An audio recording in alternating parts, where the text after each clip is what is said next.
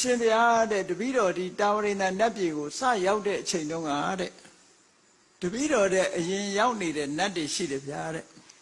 အဲ့ဒီနတ်တွေကပြောတယ်တဲ့လောကမှာဖျားပွင့်လို့ရှိရင်နတ်ပြည်တွေစီကားတယ်ဖျားမပွင့်တဲ့အချိန်မှာဆိုရင်နတ်ပြည်တွေ6ကပ်ဖြစ်တယ်လို့ပြောဒီလိုဆိုအဲ့ဒါလို့ပြောကြတယ်ဗျာတဲ့အခုတော့တပည့်တော်လက်တွေ့ပဲဗျာတဲ့မြတ်စွာဘုရားပွင့်လာတော့တပည့်တော်နတ်ပြည်မှာစီကားနေတယ်လို့ဒီလိုပြောတာနော်နတ်ပြည်ရောက်တဲ့ပုဂ္ဂိုလ်တွေအလွန်များတယ်တဲ့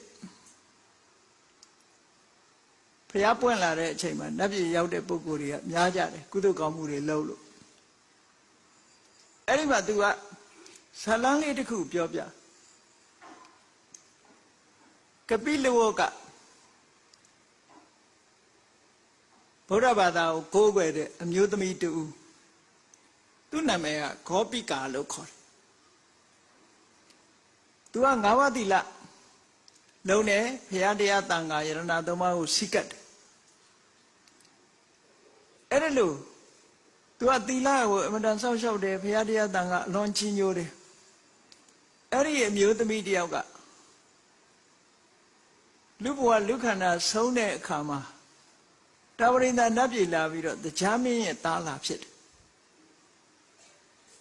သားဆိုတာဘယ်မှာဖြစ်တော့ဆိုရင်ခွင်ထဲမှာဖြစ်တာနော်။တရားမင်းကြီးရဲ့ရင်ခွင်ထဲမှာဘဝကနေပေါ်ရင်သားလို့သတ်မှတ်တယ်ပေါ့။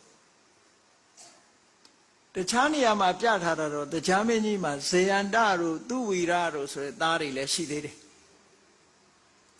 သို့တော်ဒီတက္ကပညာသုတ်ရဆိုလို့ရှိရင်တော့အဲ့ဒီကပိလဝကခောပိကာဆိုတဲ့အမျိုးသမီးကတာဝရိန္ဒနတ်ပြည်ရောက်ပြီးတော့တရားမင်းရဲ့သားသွားဖြစ်နေတယ်သူကအဲ့ဒီမှာမြတ်စွာဘုရားရဲ့တပည့်ဘုန်းကြီး3ပါးရဟန်းတော်3ပါးရဟန်းတော်3ပါးကသာသနာမှာရဟန်းပြုပြီးတော့အဲ့လိုမြတ်စွာဘုရားလက်ထက်ကနေပြီးအဲ့ဒီကိုယ်တော်3ပါးပြန်တော်မူတော့ဘာလာဖြစ်တုံဆိုတရားမင်းကြီးကိုဖြေပြောတဲ့ခန္ဓာပတ္တသာ3ယောက်လာဖြစ်နေတယ်တဲ့နော်ဘုန်းကြီးကဖြေပြောရေးသမားလာဖြစ်တယ်အမျိုးသမီးကတရားမင်းကြီးရဲ့သားဖြစ်တယ်အစင်တန်းချင်းကွာတယ်လေ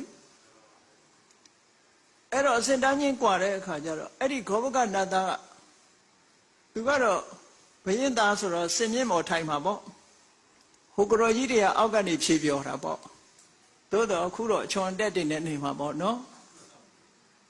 ဘုန်းကြီးဘွားတော်ကတော့ကရုံးနဲ့ပေါ့အဲ့ဒီလိုလို့တော့အဲ့ဒီဂောပကဆိုတဲ့နတ်သားကကြည့်လိုက်တယ်ဒီနတ်သား3ယောက်ခန္ဓာပနတ်သားသူတို့ဖြေပြောနေတဲ့နတ်သား3ယောက်ကဘယ်ရောက်လာတာတော့ကြည့်လိုက်တဲ့အခါကျတော့ဟိုတော့ကသူ့အိမ်မှာဆုံးခံနေတဲ့ကိုတော်3ပါးဖြစ်နေအဲ့ဒါနဲ့ तू မနေနိုင်ဘူးတောက်လျှောက်ထသွားပြီးတော့ तू ဘာပြောတော့ဆိုကိုတော်တို့မြတ်စွာဘုရားရဲ့တရားကိုဘယ်ဘက်မြန်လှည့်နာကြတာတော့အရှင်များတို့တပည့်တော်အမျိုးသမီးတောင်မှအခုကြည့်တရားမင်းရဲ့သားဖြစ်တယ်ကိုတော်တို့ဘုန်းကြီးဝဲရဲ့သားနဲ့ဘာဖြစ်လို့ဒီလိုဖြစ်ရလဲသွားပြီးတော့ပြောတာနော်ကိုတော်တို့မြင်လိုက်ရတာစိတ်မကောင်းစရာကြီးဘာလို့လဲဆိုရင်သူတို့ရဲ့အချမ်းရံဖြေပြောရေးသမားသွားဖြစ်နေတာကိုဒါလည်းသတိထားစရာကောင်းတာပဲနော်တန်တရားဆိုတာအထက်ရောက်လိုက်အောက်ရောက်လိုက်ပဲပြောလို့မရဘူးနော်မကြိုးစားရင်တော့အောက်ကရောက်ချင်ရောက်သွားတာပဲအခုဘဝမှာအထက်ကနေပြီးမဲ့တော့ကြအောက်ကကြရင်ကြသွားတာနော်သွားပြီးတော့အဲ့ဒါပုံနေကြီးလို့သွားမတတ်မှတ်လေနဲ့ကိုယ့်ကိုပြင်ပြီးတော့ဂရုစိုက်ပါမှမစိုက်လို့ရှိရင်အထက်ကနေအောက်ရောက်ချင်ရောက်သွားမှာပဲနော်အဲ့တော့သူကသွားပြောတာကိုတော်တို့မြတ်စွာဘုရားတရားကိုဘယ်ဘက်မျက်နှာလှည့်နာကြတာတော့နဲ့ဘုရားရဲ့တပည့်သားယဟန်ဖြစ်ပါလေရဲ့သားနဲ့ဘာဖြစ်လို့တပည့်တော်တဲ့နှိမ့်ကြတဲ့ဘဝရောက်ရတာလဲတဲ့အခုတပည့်တော်မိမသားဖြစ်ခဲ့တဲ့အခုတရားမင်းကြီးရဲ့သားလာဖြစ်ပြီးကိုတော်တို့တဲ့အထက်ကရောက်နေတယ်ပေါ့စိတ်မကောင်းစရာကြီးတဲ့သူအိမ်ဆုံးခံနေတဲ့ကိုတော်ကြီး3ပါးဖြစ်နေတာကိုစိတ်မကောင်းစရာကြီးတဲ့အဲ့လိုပြောတဲ့အခါကျတော့နှစ်ပါးကတော့ချက်ချင်းတတိယသွားပြီးတော့စိတ်ထဲမှာထိတ်လန့်တုန်လှုပ်သွားပြီးတခါတည်းဟိုတုန်းကကျင့်ခဲ့တဲ့တရားတွေကိုစိတ်ထဲကနှလုံးသွင်းလိုက်တာနဲ့ပဲအဲ့ဒီနှစ်ပါးကတော့ချက်ချင်းစုတည်စေကြပြီးဗမာဖြစ်သွားကြတယ်ဆံရပြီးတော့နော် ဟိုတပါးကတော့ကတော့မယ်ခုချိန်တည်းဝါဒနာပါတာဟုတ်သူကဆက်ပြီးတော့ပဲကနေရတဲ့သူကခန္ဓာဝနာသားဆိုတာအတိမုတ်တို့အကခုံတို့လောက်ရတာလေတရားမင်းကိုဖြေပြောရတာ